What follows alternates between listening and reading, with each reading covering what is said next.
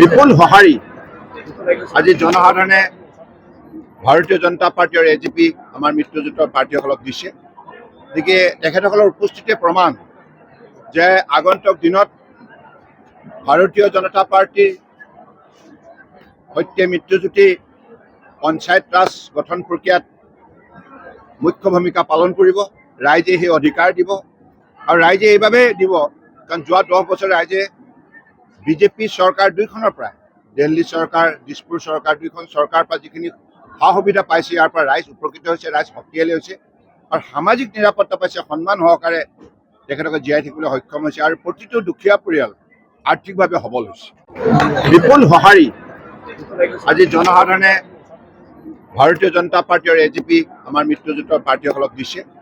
গতিকে তেখেতসকলৰ উপস্থিতিয়ে প্ৰমাণ যে আগন্তুক দিনত ভাৰতীয় জনতা পাৰ্টিৰ সৈতে মিত্ৰজোঁটে পঞ্চায়ত ৰাজ গঠন প্ৰক্ৰিয়াত মুখ্য ভূমিকা পালন কৰিব।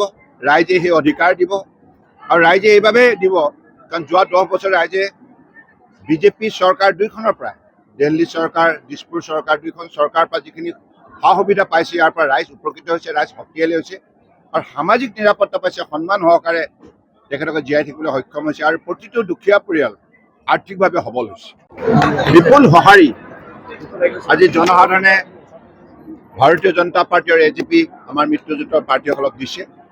গতিকে তেখেতসকলৰ উপস্থিতিয়ে প্ৰমাণ যে আগন্তুক দিনত ভাৰতীয় জনতা পাৰ্টিৰ সৈতে মিত্ৰজোঁটে পঞ্চায়ত ৰাজ গঠন প্ৰক্ৰিয়াত মুখ্য ভূমিকা পালন কৰিব।